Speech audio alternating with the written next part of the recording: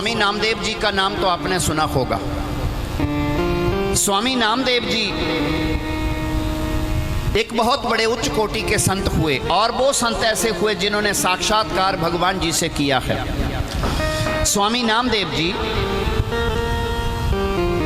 नामदेव जी महाराष्ट्र प्रदेश के बीच में जिनका जन्म हुआ है, एक बस्ती के बीच में रहते थे। टूटा फूटा घर था, झोंपड़ी थी, सारी बरसात का पानी भी अंदर टपकता था। उनकी पत्नी जो थी वो भी बहुत बड़ी संतोषी औरत थी, उसका नाम था जोधाबाई। ये मैं कोई बड़ी पुरानी बात नहीं सुना रहा हूं, केवल 200-300 वर्ष पहले की बात है। तो दोनों पति पत्नी जो थे वो बड़े भगवान के भक्त थे, और जो भगवान के ईश्वर के भक्त होते हैं उनका जीवन बड़ा दुखमय होता है। जो धर्मात्मा लोग, सत्पुरुष लोग होते हैं, उनका जीवन कई प्रकार की विपत्तियों में व्यतीत होता है। तो नामदेव जी और उनकी पत्नी जोधाबाई जो थे वो एक टूटे से घर में रहते थे। ब्राह्मणों की बस्ती थी, पड़ोस में एक किसी बहुत बड़े धनवान एक ब्राह्मण का घर था। बहुत बढ़िया उनका महल था, खूब रहन सहन उनका बहुत अच्छा था।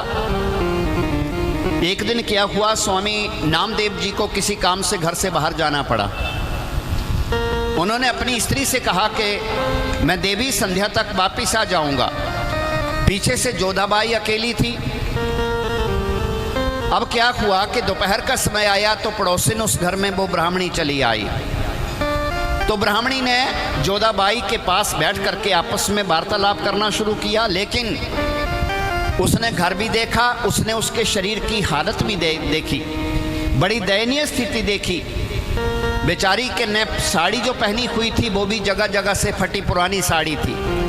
टूटा हुआ घर था, इक्का दुक्का बर्तन थे, वो भी। उसका बेचारी का शरीर सूख करके कांटे की तरह हो चुका था। ब्राह्मणी का दिल दया से द्रवित हो गया। उसने जोधाबाई का हाथ पकड़ करके कहा, बहन तुम कैसे रहती हो? इतनी दरिद्रता के बीच में तुम अपने जीवन को कैसे चला रही हो?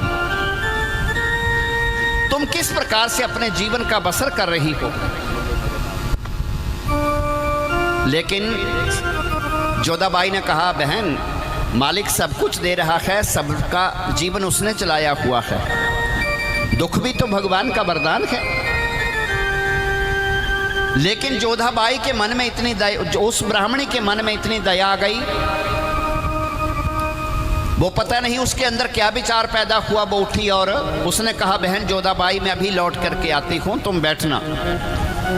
वो उठी और अपने घर चली गई। कोई सुंदर रेशमी बस्तर के बीच में किसी चीज को ढक करके ले आई।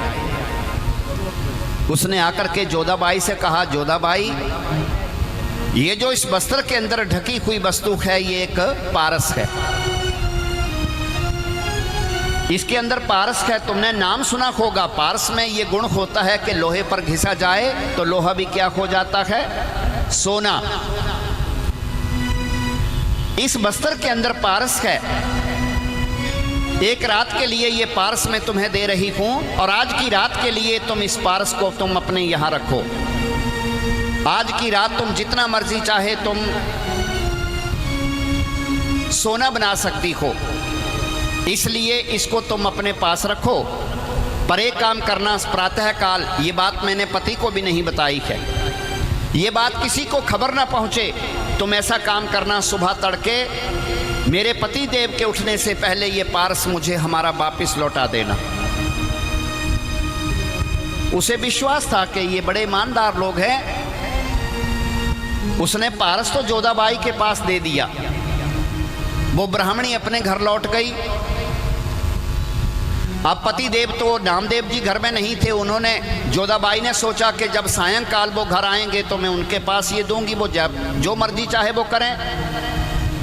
संध्या का समय हुआ, नामदेव जी घर में पहुंचे। जोधाबाई ने वो पारस अपने स्वामी पति के पास दे दिया। महाराज ये पारस है, आप इसको अपने पास रखिए। हमारे पड़ोस की जो ब्राह्मणी है उसने दया करके एक रात के लिए ये पारस हम लोगों को दिया है। और उसने कहा है कि प्रातः काल तुम जल्दी इस पारस को वापिस हमारे घर में पहुंचा देना। स्वामी नामदेव जी ने पारस तो ले लिया अपने हाथ पर, वो पारस रख लिया खोल करके। बड़ी देर तक वो उस पारस को देखते रहे, उस पत्थर को देखते रहे, लेकिन पता नहीं नामदेव के मन में क्या भावना पैदा हुई। बिना कुछ बताए स्वामी नामदेव जी अपने घर से वापिस लौट गए। बड़ी देर के बाद खाली हाथ लौटे तो जोधाबाई पूछने लगी, हे स्वामी आप कहाँ गए थे? जो पारस मैंने आपके पास दिया था वो कहाँ पर है? क्या आप उसको कहीं वापिस लौटाने तो नहीं चले गए? नामदेव जी ने कहा, देवी तुम नहीं जानती हो, अगर ये पारस एक रात के लिए हमारे घर में रह जाता तो हम सदा के लिए दुखी हो जाते। तो फिर स्वामी आपने वो रखा कहाँ? मुस्कुराते हुए नामदेव ने कहा, देवी मैं तो नदी के किनारे गया था, जहां पर मैंने नदी का बड़ा गहरा जल देखा वो पारस मैंने वहां पर फेंक दिया। वो तो भयभीत हो गई, उसके नेत्रों से अश्रुपात होने लगा। उसने कहा, स्वामी इतना कीमती पराया पारस आपने नदी के जल में फेंक दिया, मैं उस ब्राह्मणी को उत्तर क्या दूंगी? उसका पति तो वैसे भी क्रोधी ब्राह्मण है, जब उसे पता चलेगा तो वो हमें जिंदा नहीं छोड़ेगा। आपने क्या किया? नामदेव ने कहा, री देवी तुम चिंता क्यों करती हो, जब वो समय आएगा तो देखा जाएगा। पूरी रात भर जोधाबाई को नींद नहीं पड़ सकी। वो तो प्रातः काल बेचारी डरती हुई शरीर कांप रहा था। वो जोधाबाई उठी और डरते डरते उसी ब्राह्मणी के पास चली गई। ब्राह्मणी तो पहले ही इंतजार कर रही थी कि जोधाबाई पारस को लेकर के आती होगी। जब जोधाबाई पहुंची तो ब्राह्मणी ने कहा, अरे बहन जोधाबाई क्या तुम्हारा काम हो गया ना? अब तो तुम्हारे पास भी बहुत सारा सोना होगा। अब लाओ उस पारस को मेरे पास दे दो, मैं उसको जहां से मैंने लिया था उसी जगह पर मैं उसको संभाल के रख देती हूँ। ये सुनते ही जोधाबाई की आंखों में आंसू बहने लगे। उसने डरते डरते ये कहा, बहन मैं सत्य कहती हूँ, मेरे स्वामी जी ने, मेरे पति देव ने तुम्हारा पारस नदी के गहरे जल में फेंक दिया है। ये बात सुनकर के ब्राह्मणी को बहुत क्रोध आया। वो तो जोर जोर से गालियां बकने लगी, अरे कंगालो तुम क्या जानो पारस की कीमत क्या होती है। जोर जोर से जब वो इस प्रकार से कहने लगी, उसके पति ब्राह्मण को भी पता चला, वो भी जाग गया। पहले तो उसने अपनी औरत को फटकार लगाई, ब्राह्मण से रुका नहीं गया। तुरंत ब्राह्मण उसी समय नामदेव के घर में चला गया। अरे ओ नामदेव, तूने वो पारस कहाँ पर रखा? तू मुझे दे दे उसको, नहीं तो मैं तुझे जान से मार डालूंगा। नामदेव जी ने हाथ जोड़ करके कहा, हे ब्राह्मण देवता आपको पारस चाहिए, मैं आपको आपका पारस देता हूं, चलिए महाराज मेरे साथ। नदी के किनारे नामदेव जी ब्राह्मण को लेकर के चले गए। नदी के तट पर ब्राह्मण को खड़ा कर दिया। स्वामी नामदेव जी नदी के गहरे जल में उतरे। घुटनों तक पानी में जाकर के उन्होंने दोनों हाथों से मुट्ठी भर पत्थर उठाए। लेकिन उस ब्राह्मण के आश्चर्य की सीमा तब नहीं रही। उसने क्या देखा, एक ही नहीं लेकिन जितने भी पत्थर हाथ से छू गए थे नामदेव जी के, सबके सब ही पारस जो थे वो खो चुके थे। एक नहीं दो नहीं, पर जितने भी हाथ से पत्थर छू चुके थे वो सबके सब ही पारस हो चुके थे। नामदेव हाथ आगे बढ़ा करके कहते हैं, हे ब्राह्मण देवता जितने पारसों की आवश्यकता है उतने ले जाइए। इस घटना को देख करके ब्राह्मण का सिर शर्म से झुक चुका था। हे गुरुदेव नहीं चाहिए मुझे पारस, मैं तो एक पारस के लिए इतना तिल मिला रहा था, लेकिन तुम्हारे जैसा मैंने भक्त आज पहला देखा, जिसका हाथ भी सामान्य पत्थर से छू जाए वो पत्थर भी पारस हो जाता है, तब भी तुम्हारे अंदर कोई आसक्ति नहीं है। कहते हैं कि वो ब्राह्मण जो था सारी अपनी संपत्ति दरिद्रों को दान दे करके, वो भी स्वामी नामदेव जी का शिष्य जो था वो हो चुका था। तो संसार के बीच में भक्ति का तात्पर्य क्या है? हम भक्ति को इसलिए नहीं कर रहे हैं कि हमारे पास खूब ढेर सारी लक्ष्मी दौलत इकट्ठी हो जाए। हम लक्ष्मी कोई किसी पदार्थ के लिए हम भक्ति को इसलिए नहीं करना चाहते, लेकिन भक्ति का अर्थ जो है वो क्या है? मन की अज्ञानता को, ये जो मन के अंदर हमारे तृष्णा बैठी हुई है, इस तृष्णा को हमने अपने मन से बाहर निकालना है। ये दिन रात कांटे की तरह चुभ रही है। हम पड़ोसी की उन्नति देखते हैं तो पड़ोसी की उन्नति देख करके हमारे मन में ईर्ष्या होती है, हम भी उसके बराबर से उसके आगे बढ़ना चाहते हैं। लेकिन कर्म गति तो विधाता ने अपनी अपनी बनाई है। जिसका जैसा कर्म है वो अपने कर्म को ही आकर के भुगतेगा। बिना कर्म से मनुष्य को कुछ भी संसार के बीच में प्राप्त होने वाला नहीं है।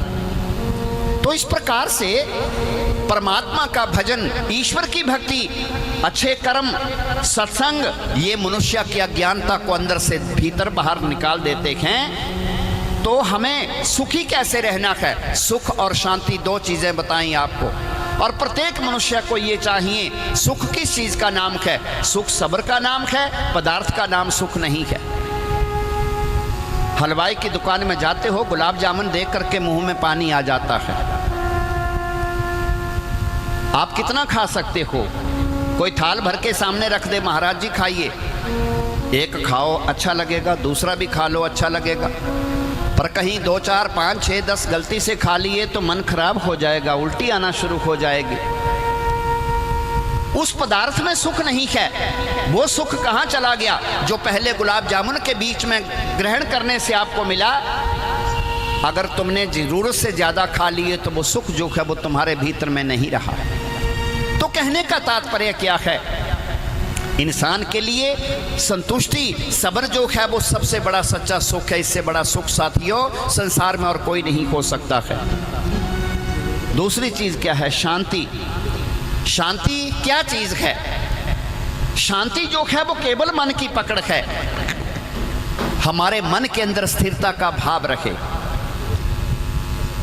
किसी शहर में एक सेठ जी रहते थे, वो उन्हें एक महात्मा जी मिल गए। महात्मा जी की कुटिया एक जंगल में थी।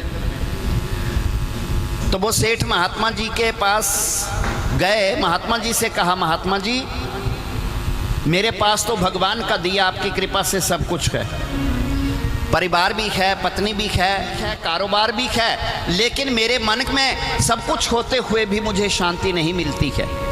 कोई ऐसा कोई तंत्र मंत्र धुनी धागा दीजिए जिससे मेरे मन के अंदर शांति आ सके। तो देखो संतों के समझाने का तरीका भी अपना होता है। संत ने कहा कि सेठ जी तुम अभी तो घर चले जाओ, परसों रात के समय जब अच्छा अंधेरा हो जाए तो मेरे पास चले आना। सेठ वापिस लौट आया। जब तीसरा दिन आया, रात के 9-10 बज गए, तो सेठ महात्मा के पास चलने के लिए तैयार हो गया। अब जंगल में महात्मा की कुटिया थी, पैदल रास्ता था। तो सेठ महात्मा के पास चल पड़ा। अब शहर के बीच में स्ट्रीट लाइटें लगी होती हैं, लेकिन जंगल में स्ट्रीट लाइट तो नहीं होती है। वो सेठ जा रहा था, लेकिन शहर की आखिरी स्ट्रीट लाइट जो थी, वहां पर क्या देखा कि उसकी रोशनी में वही संत जो हैं वो कुछ ढूंढ रहे हैं। बड़ी गौर से कंकड़ पत्थर में कुछ ढूंढ रहे हैं। सेठ ने सोचा ये तो वही संत हैं जिन्होंने मुझे बुलाया है। वो चला गया, अरे गुरुजी क्या ढूंढ रहे हो? क्या चीज खो गई है आपकी? महात्मा ने सेठ को देख करके कहा, अरे सेठ जी तुम आ गए, अच्छा हुआ। जरा ना मेरे पास एक छोटी सी सुई थी, मेरे पास एक सुई थी, वो कहीं खो गई है, इसलिए मैं उसे ढूंढ रहा हूं। अब सेठ ने सोचा कि चलो यहीं कहीं गिरी होगी, चलो मैं ढूंढने में मदद करवा देता हूं। अब क्या हुआ, सेठ भी और महात्मा भी दोनों ढूंढने लग पड़े। बड़ी गौर से वहां पर वो सुई को ढूंढ रहे थे। ढूंढते ढूंढते उस रोशनी में सारे कंकड़ पत्थर छान मारे, लेकिन वो सुई का कोई अता पता नहीं चला। सेठ थक करके कहने लगा, अरे गुरुदेव वो सुई तो मिल नहीं पा रही है, पर आपको कुछ तो याद होगा कि वो गिरी कहां जैसी थी? वो सुई गिरी कहां जैसी थी? तो महात्मा जी ने कहा, अरे बेटा वो सुई तो मेरी कुटिया में गिरी थी। हैं? क्या कहा? कुटिया में गिरी थी? लेकिन कुटिया तो अभी तक 2 किलोमीटर दूर है यहाँ से, और आप सुई को ढूंढने के लिए यहाँ पर आप रोशनी के नीचे, बल्लभ के नीचे ढूंढ रहे हो। महात्मा जी ने कहा, अरे सेठ जी मैं क्या करता, क्योंकि मेरी कुटिया में ना तो कोई मोमबत्ती है, ना लालटेन है, ना बिजली का बल्ब है, इसलिए मैंने सोचा चलो जहां अच्छी रोशनी मिलेगी वहां पर उस सुई को जा करके ढूंढा जाए। सेठ ने कहा, गुरुदेव पूरी उम्र भर भी लगे रहो, वो सुई आपको यहाँ पर नहीं मिल सकती, क्योंकि वो चीज़ यहाँ पर गिरी ही नहीं है, इसलिए आपको वो सुई जो है वो मिलेगी नहीं। लेकिन संत ने कहा, सेठ तेरे प्रश्न का यही उत्तर है, तू शांति किस चीज़ में चाहता है? तू शांति भोगों में चाहता है, संसार के पदार्थों में शांति चाहता है। तू ये सोचता है कि दौलत के बीच में इकट्ठा करके मुझे शांति मिलेगी, लेकिन वो शांति जो है वो तुझे नहीं मिल पा रही है। लेकिन वो शांति कहाँ है? तेरे अंदर भगवान है। जब तू सपने हृदय में भीतर में बैठे हुए भगवान को तू नहीं समझ पा रहा है, तो तू जीवन में कभी भी एक पल भी तेरा सुखी जो है वो नहीं हो सकता है। बोलो जय श्री कृष्णा। जय श्री